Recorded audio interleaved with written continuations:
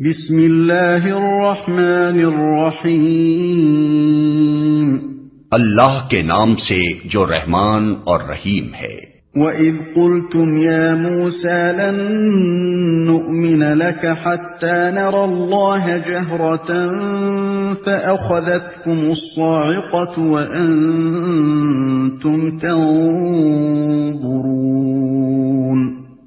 یاد کرو جب تم نے موسیٰ سے کہا تھا کہ ہم تمہارے کہنے کا ہرگز یقین نہ کریں گے جب تک کہ اپنی آنکھوں سے علانیہ خدا کو تم سے کلام کرتے نہ دیکھ لیں۔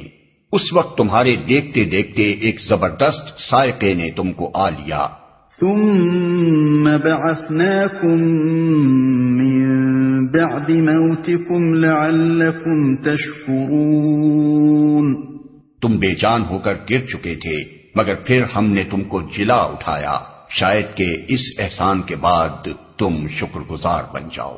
یہ اشارہ جس واقعے کی طرف ہے اس کی تفصیل یہ ہے کہ 40 شبانہ روز کی قرارداد پر جب حضرت موسیٰ طور پر تشریف لے گئے تھے تو آپ کو حکم ہوا تھا کہ اپنے ساتھ بنی اسرائیل کے 70 نمائندے بھی لے کر آئیں۔ پھر جب اللہ تعالیٰ نے موسیٰ علیہ السلام کو کتاب اور فرقان عطا کی تو آپ نے اسے ان نمائندوں کے سامنے پیش کیا۔ اس موقع پر قرآن کہتا ہے کہ ان میں سے بعض شریر کہنے لگے کہ ہم محض تمہارے بیان پر کیسے مان لیں کہ خدا تم سے ہم کلام ہوا ہے۔ اس پر اللہ تعالیٰ کا غضب نازل ہوا اور انہیں سزا دی گئی، لیکن بائبل کہتی ہے کہ انہوں نے اسرائیل کے خدا کو دیکھا، اس کے پاؤں کے نیچے نیلم کے پتھر کا چبوترا سا تھا جو آسمان کے مانند شفاف تھا، اور اس نے بنی اسرائیل کے شرفاء پر اپنا ہاتھ نہ بڑھایا، سو انہوں نے خدا کو دیکھا اور کھایا اور پیا۔